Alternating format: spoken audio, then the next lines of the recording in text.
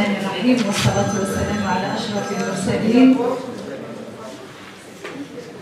بادئا البدء أرحب بكل الحاضرين معنا في هذه الأمسية التي نسعد فيها بصديقتنا وزميلتنا الأستاذة التي تركت بصمة واضحة في هذه الكلية ولن تتخلى عنها هذه الكلية، أساتذة وطلبة أيضا، فقد قدمت لها الشيء الكثير. واعترافا من مجموعة البحث تانيت بما قدمته الأستاذة شامة للمجموعة وللكلية وللطلبة، فكرنا في الاحتفاء بديوانها، ديوان شعري. هي فنانة الكل يعرف لوحاتها والكل يعرف إبداعاتها، ولكن لها باكورة أعمال هي ديوان باللغة الفرنسية. احتفت بها جمعية سابقا ونشكر لها ذلك الفعل، ولكن رأينا بالفعل أن لها دين في رقبتنا ولا بد أن نؤديه بمنتهى الفرح وبمنتهى السعادة والفخر.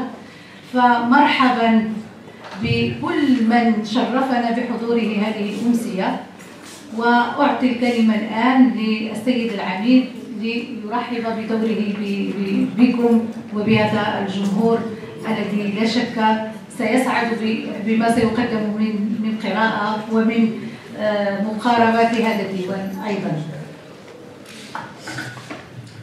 شكرا أستاذة نادية، مساء الخير للجميع ومرحبا بكم في هذه الأمسية التي تنظمها مجموعة تقنيت. هذه الأمسية المخصصة أولا قراءة في أعمال الأستاذة شامة، وكذلك التمتع بلوحاتها الجميلة. وهذا الاعتراف من جمعية تقنيت فهو يعتبر نوبل الأخلاق، أنه الأخلاق وهو أن الإنسان يعترف بصديقه وبزميله. فمجموعة تقنيت ارتأت أن تعترف بهذه الطريقة الجميلة والنبيلة لفائدة صديقة عزيزة علينا وهي الأستاذة شامة، بأولا قراءة أعمالها، وثانيا بعرض لوحاتها للطلبة وللأساتذة.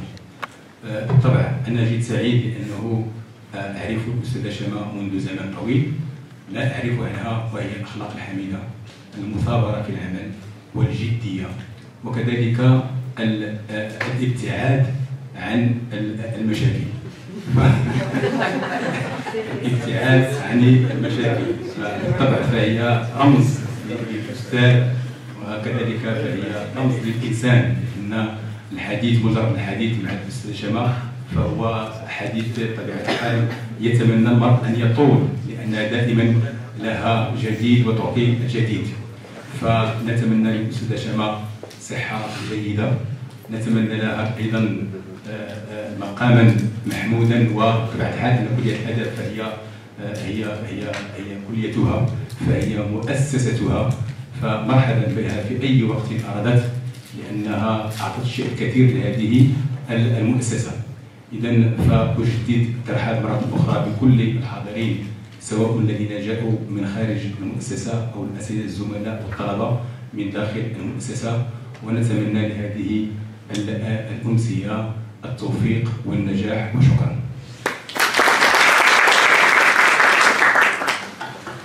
شكرا للسيد العميد على كلمته في حق المحتفى بها الأستاذة شامة عميد.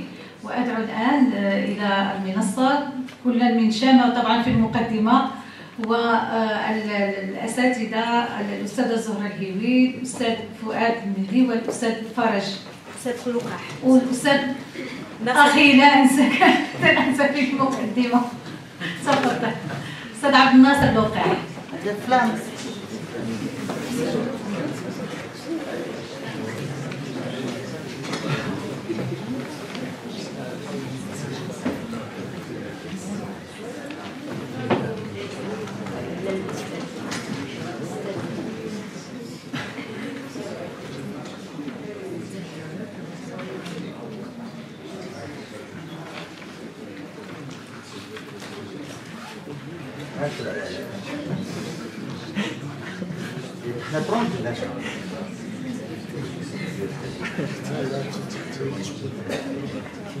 جاوبت الجميل باش في هذه المنصه كاين اختلاف ها الطليعه هاد الشراكيب ها الفام ما فهمتش انايا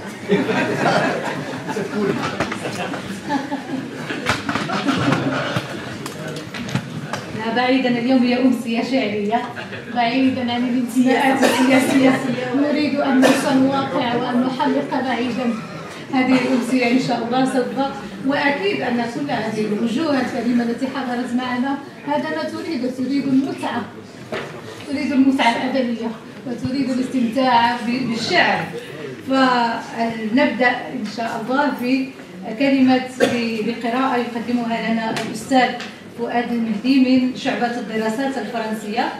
لست أدري كيف عنون كلمته ولكن على أي حال أنا متأكدة من أنها ستكون كلمة ثاقبة وسوف يمتعنا ما دامت قراءة في ديوان الشعر للأستاذة شامة عمي. تفضل أستاذي مشكورا.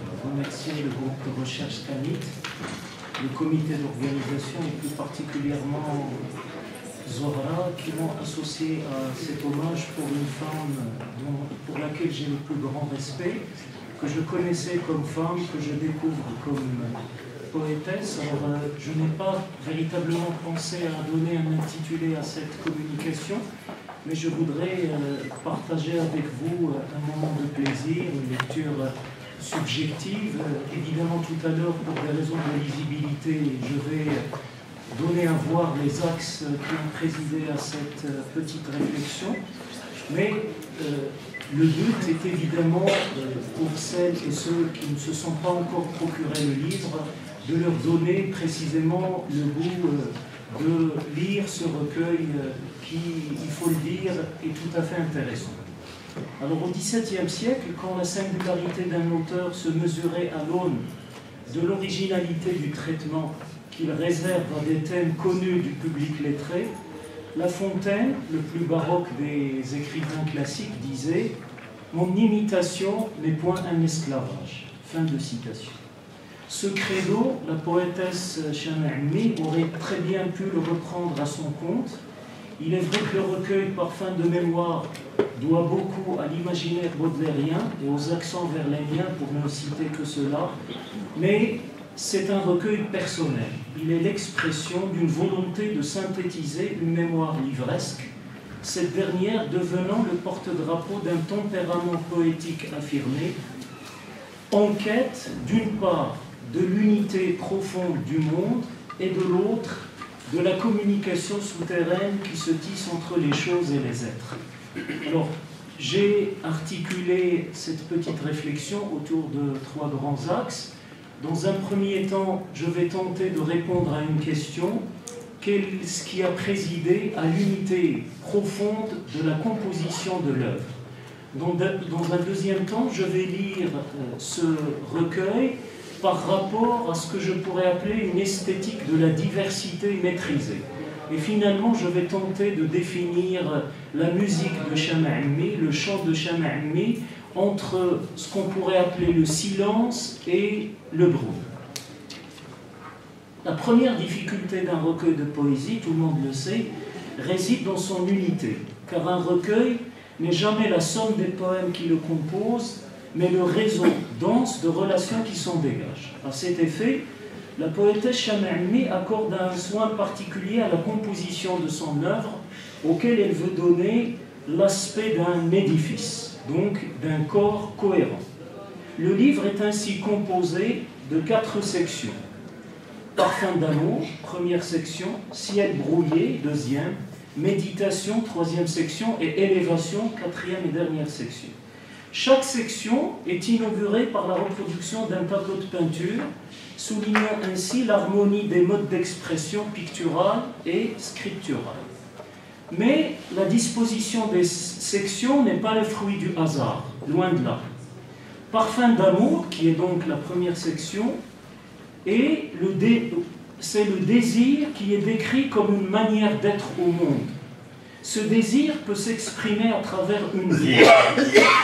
Par exemple, le poème intitulé « M'appelle une voix », un regard, le poème intitulé « Regard », une passion, le poème intitulé « Jalousie ». Mais cette section aboutit, me semble-t-il, à un échec. C'est l'échec du désir qui donne naissance à la 2e section intitulée précisément « Ciel brouillé », caractérisée par une inspiration, semble-t-il, maussade, comme l'attestent les titres de quelques poèmes comme « Regret »,« Désunion » ou « Mirage ».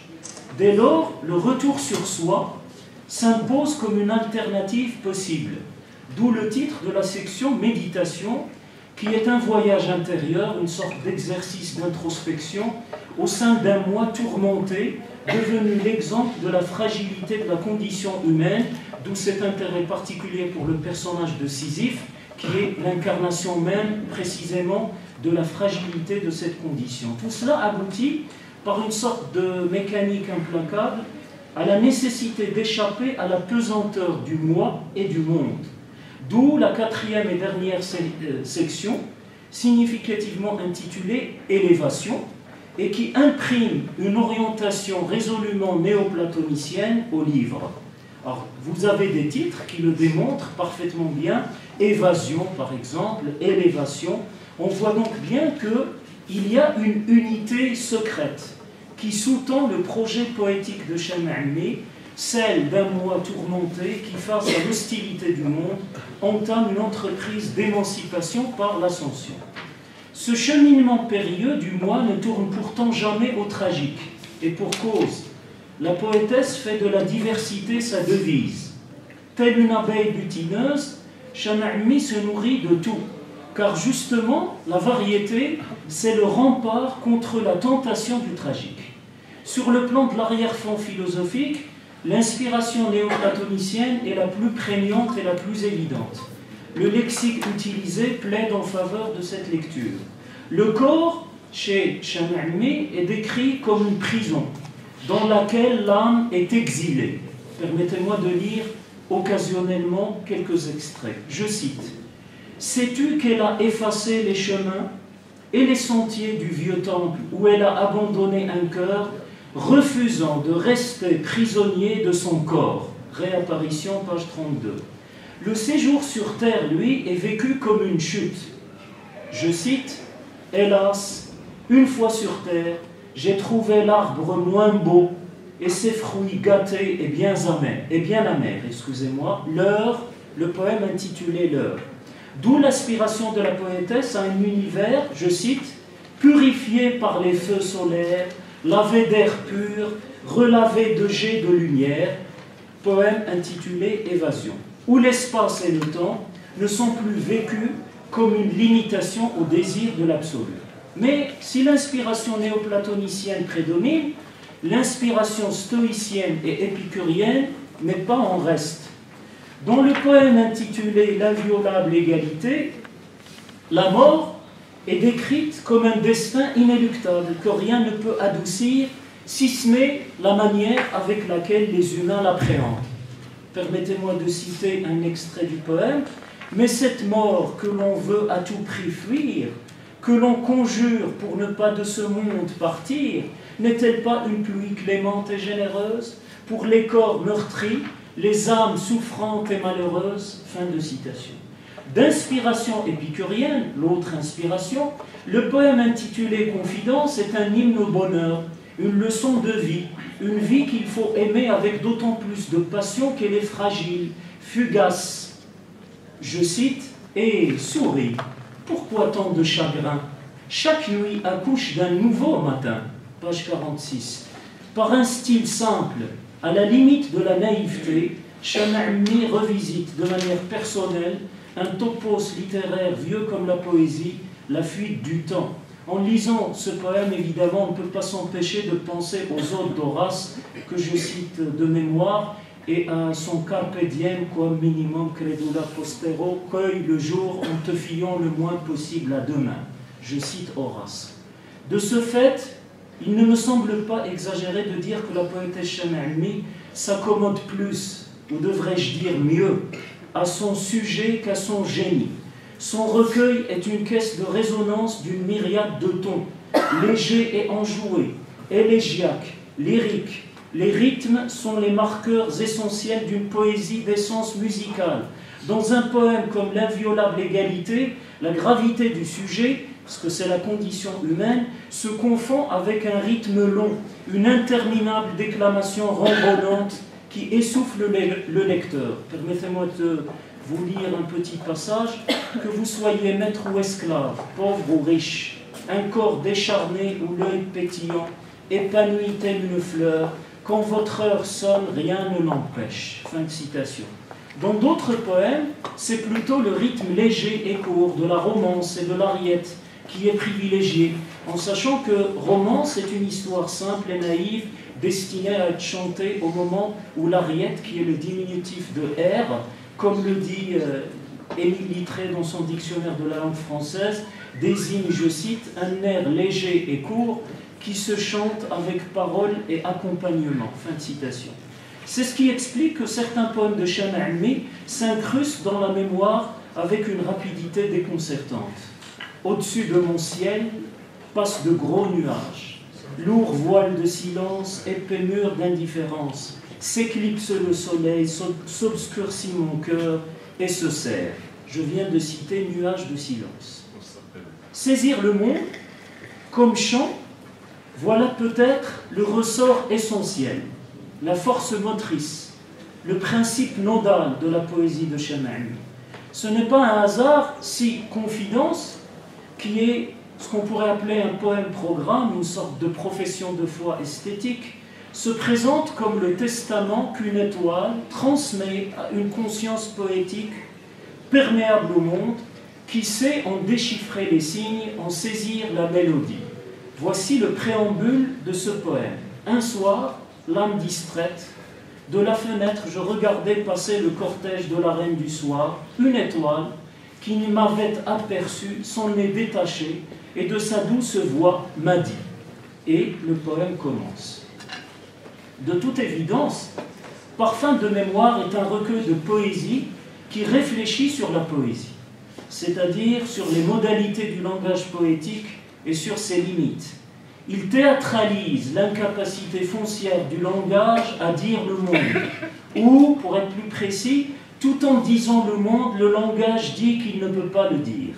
D'où la prédilection pour la négation, et plus particulièrement pour les adjectifs avec le préfixe grec privatif « un ». Insaisissable, inguérissable, insondable, voilà un échantillon d'épithètes pour lequel Shama Ilmi a une prédilection particulière. Je cite. « Elle a vu dans ses yeux ce que tous les mots ne pouvaient dire, les feux d'un brûlant et insondable désir, regard croisé. Dans son regard étrange et pénétrant, au mystère insondable et profond, regard, ô blessure profonde et inguérissable, ô étrange rêve fuyant et insaisissable, éternité, il y a des mots voilés, insaisissables, des mots aux morsures inguérissables, les mots. À partir de là, le chant devient une nécessité vitale. Musique, dit Shama Ilmi, ma compagne de toujours, peut-on lire dans Hymne.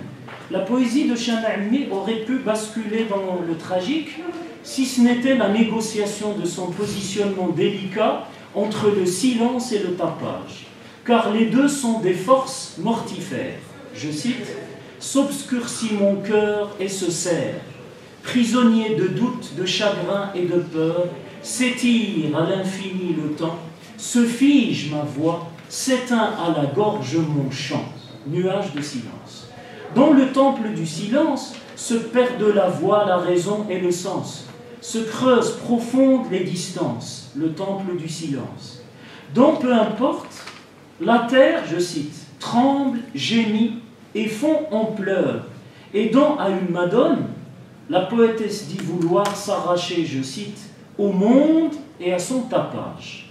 Entre le charivari et le silence s'insinue la voix de Chamailmi, une voix qui lui ressemble en fait, à peine audible, discrète, feutrée. Selon le principe du less is more, elle se nourrit de son propre amuissement, non pour ne pas dire, mais pour dire le plus par le moins. Je cite, m'appelle souvent une voix étrange, proche et lointaine, sûre et incertaine. Peut-on lire dans m'appelle une voix? Ailleurs, elle parle de, je cite, douce voix satin. Fin de citation. Magique ces mots, c'est le titre du poème. On comprend dès lors pourquoi l'écho. Chamailmi a une prédilection particulière pour l'écho. L'écho devient un motif récurrent, car la vocation de l'écho, c'est d'assourdir le monde, c'est d'assourdir les bruits du monde. Je cite, j'entends encore, comme si c'était hier, résonner dans chaque coin de la mémoire l'écho de nos éclats de rire, au-delà. C'est dans cette perspective qu'il convient d'interpréter le réseau synesthésique que la poétesse tisse entre les différents registres sensoriels. Au-delà de la dette, et ça c'est certain, à l'égard de Baudelaire, d'une certaine manière, la théorie des correspondances chez Chamailmi impose d'appréhender le monde en le chantant sur le mode mineur. Quand Chamailmi dit « musique m'accompagne de toujours, tu es son, et je te vois couleur, tu es rythme, et je te sens parfum », dans Hymne, elle se met en scène en quête de l'unité du monde, de cette voix, je la cite, plurielle au langage universel. Alors pour conclure, je dirais que Parfum de mémoire est un recueil de poésie porteur d'une sensibilité rehaussée au rang de vision du monde. Mais surtout, il donne à voir en filigrane un ethos, celui d'une poétesse discrète qui en vient presque à s'excuser de prendre la parole pour dire à quel point le monde la fascine, et merci de votre attention.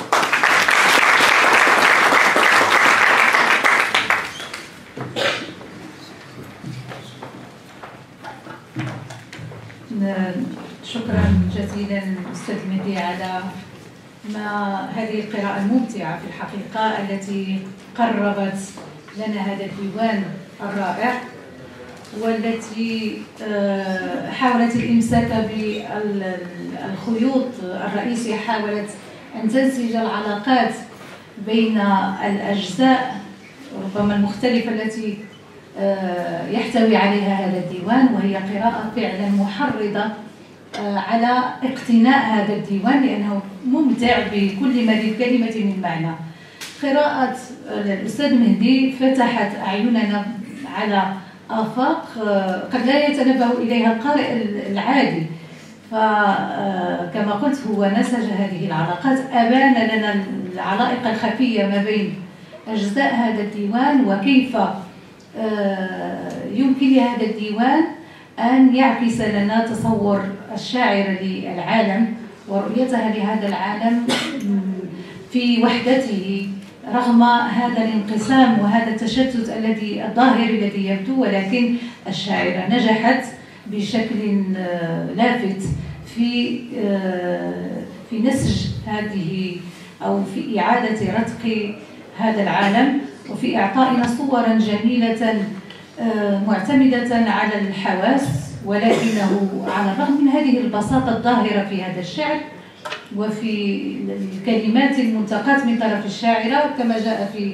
كلام الأستاذ المهدي، إلا أن هناك عمق حقيقي لأنها ضمنته قراءاتها الشعرية وتجاربها في العالم، أيضا تجاربها الشخصية، إضافة إلى فبودلير حاضر كما هو حاضر أفلاطون، كما هو حاضرون شعراء آخرون بالفرنسية وبالعربية. واليوم أذكر نحن نحتفي كما احتفى الجاهليون بميلاد شاعر، نحن في هذه الكلية أيضا نحتفي بشاعرتنا شامة بتقديم هذه القراءات التي سوف تجعلنا كقراء نستمتع أكثر بهذا الشعر. شكرا للأستاذ المهدي. لا أريد الثالثة لصديقتي وزميلتي رئيستنا في مجموعة البحث الأستاذة زهرة الهيوي. لا أشك أيضا في أنها ستكشف لنا عن جوانب أخرى مهمة في ديوان شامة عمي. فتتفضل مشكور. شكرا. Merci beaucoup Nadia. En fait, c'est avec un grand bonheur, un immense bonheur que je vais parler, je vais faire une lecture. Et comme dit Bart, dans le mot lecture, il y a plaisir. Je pense que si je n'avais pas éprouvé un véritable plaisir à lire le recueil de poésie de Chama, je n'aurais pas fait cette lecture. Je pars toujours dans mes choix de ce sentiment de plaisir, cette sensation de plaisir qui me guide et qui aussi fait en sorte que même si mon travail est subjectif, il reste quand même un moment de plaisir pour moi, d'immense plaisir comme je dis. Alors, j'ai intitulé cette intervention que j'ai déjà présentée dans le cadre de l'hommage qui a été rendu par l'association Al-Awrash des chantiers de Moulay El Zerhoun, dont nous avons ici quelques membres et je suis très heureuse de les voir parmi nous. Ils ont fait le déplacement pour être avec nous et pour continuer cette consécration de notre amie Chama, qui le mérite. C'est une femme de cœur. C'est vraiment une femme, comme je dis toujours, au rire cristallin. J'adore son rire. Et sa douceur. Et sa douceur. Alors j'ai intitulé ma lecture Chama Ami et Charles Baudelaire, un dialogue poétique. Et je vais un peu dans le même sens que mon ami Fouad et aussi mon ami Abdel Nasser, parce qu'ils ont fait allusion à cette, je dirais dans un terme un peu technique, mais bon, que mes étudiants connaissent, ils savent ce que c'est que l'intertextualité.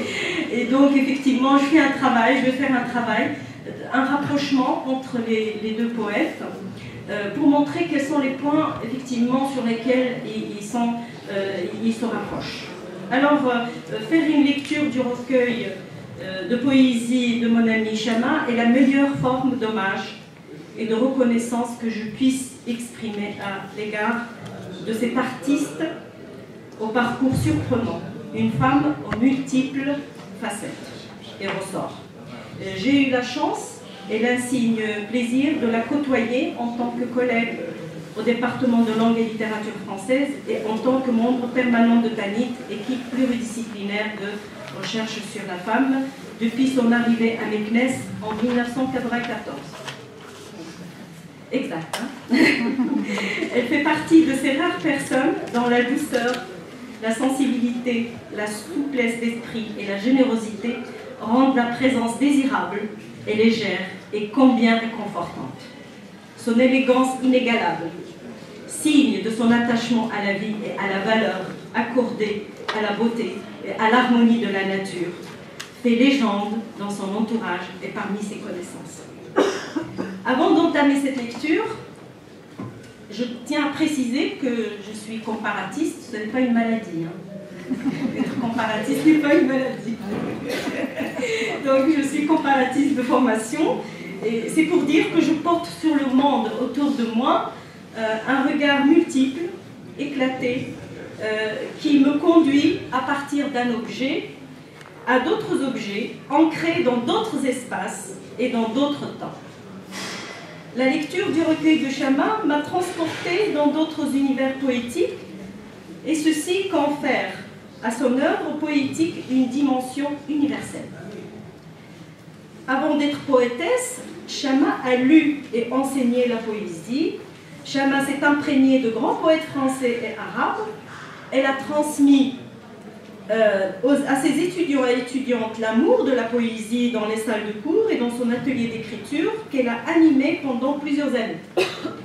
Parfum de mémoire, un titre qui nous fait rêver, un titre qui associe les sens à la mémoire, qui nous rappelle fatalement le grand poète du 19e siècle Charles Baudelaire dans ses poèmes, le parfum exotique, etc. L'empreinte est bien présente dans ce recueil, sans oublier le grand romancier du début du XXe siècle, Marcel Proust et sa Madeleine. Le point de départ, les balbutiements de la création, une histoire de sensations et de souvenirs. Des mots naissent du souvenir d'essence. Une œuvre monumentale émerge d'une tasse de thé et d'une Madeleine chez Proust. Mais quand d'un passé ancien rien ne subsiste, seule, plus frêle, mais plus vivace, plus immatérielle, plus persistante, plus fidèle, l'odeur et la saveur restent encore longtemps. Et je viens de citer Marcel Proust, du côté de Cheswan. Chez Chama Ami, l'odorat joue aussi le rôle de déclencheur de souvenirs. Parfum de mémoire, le parfum devient ce chapeau de magicien, d'où surgissent toutes sortes d'objets et de créatures imprévisibles. Passer l'épreuve du titre, nous voilà plongés dans un monde entraînant, enivrant, mystérieux, un monde où les mots sont en fait un lexique familier pour ceux qui connaissent Baudelaire, parfum, ivresse, spleen et autres exemples. Comment ne pas penser à l'albatros de ce poète comme nous lisons le poème de Chama, L'heure. Et je cite Chama. Moi, l'oiseau céleste habitant les hautes sphères, prince de l'infini et de l'immensité de l'azur, qui règne sur les cimes, survole les océans, les mers, et me baigne de jets de liberté et de lumière. Et là, je cite l'albatros de Baudelaire. Des albatros, vastes oiseaux des mers, le poète est semblable au prince des nuées. Donc on voit bien quand même le rapprochement. Chama partage également avec ce poète cette quête d'un jeu, naviguant entre sensations fortes d'exaltation extrême. Exemple, je cite le texte, senteur de joie enfantine et douleur intolérable, blessure profonde et inguérissable. Un jeu malmené, tourmenté par des souvenirs cruels, mais rapidement consolé par les joies et les plaisirs de la vie. Et je rejoins un peu ce que me dit elle, ce que Paul a dit tout à l'heure, effectivement. Nous avons la joie, des sensations fortes, des émotions fortes, positives, mais aussi, à côté, nous pouvons avoir un petit peu, à la façon de Baudelaire, tout ce qui est tourment, tout ce qui est spleen, tout ce qui est également le malheur. Cet antagonisme, spleen et attachement à la vie s'exprime à travers une multitude de figures oxymoriques au moyen d'associations impossibles. Je cite quelques exemples. Et là, suivez bien avec moi ces phrases, ce sont des extraits de vers. Alors je cite Chama, des silences qui crient leur colère et leur peine. La descente aux enfers est une caresse. Nous voyons l'oxymore. Mourir lentement est un délice. Oiseau craintif, heureux de sa cage d'or. Oui, toujours de l'antithèse de l'oxymore, donc on voit bien ici, chez Chama, la dominance des extrêmes. Chama nous étonne, nous émeut, nous réjouit, nous réconcilie avec la beauté des belles images et des mots imprévisibles. Et je cite quelques exemples. Suave fragrance, vague de désir, dense forêt de ses amours, jardin des rêves.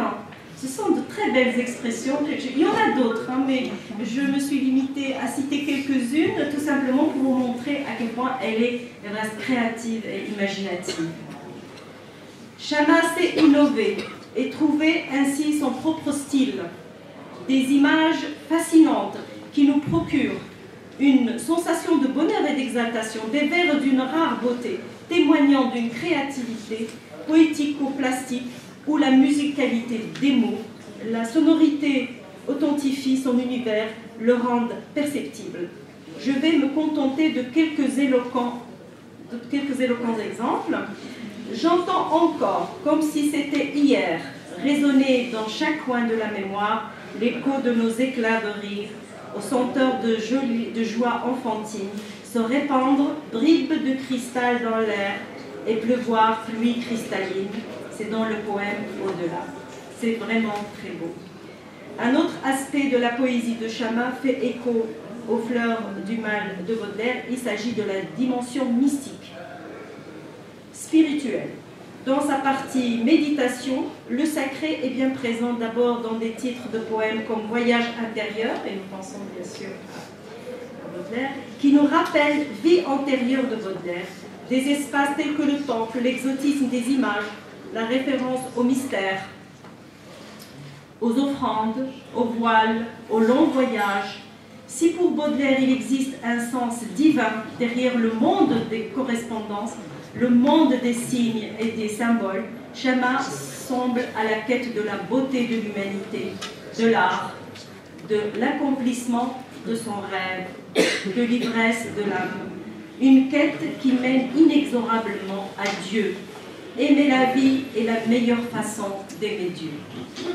En conclusion, je vous lis un poème que j'ai écrit pour Chama l'année dernière à l'occasion d'une soirée organisée par Tanit en son honneur. Plus que l'amitié, ce poème se veut la célébration d'une affection inaltérable et profonde. Alors voici le poème que j'ai moi-même écrit pour célébrer notre ami Chama. Je l'ai intitulé « Un parfum d'espoir ». Comme la promesse d'un beau jour, se dessine ton sourire. Et là où tu apparais, la vie s'illumine de tes rires. Fragilité et force, plaisir et raffinement, amour et générosité. Ainsi va ton univers. Amoureuse des mots, des couleurs, de la beauté, tu parsèmes de perles le visage de la terre, le cœur de tes pères. Grande tu demeureras parmi nous. Indélébile sera à jamais la douceur de ton être. Et je vous remercie.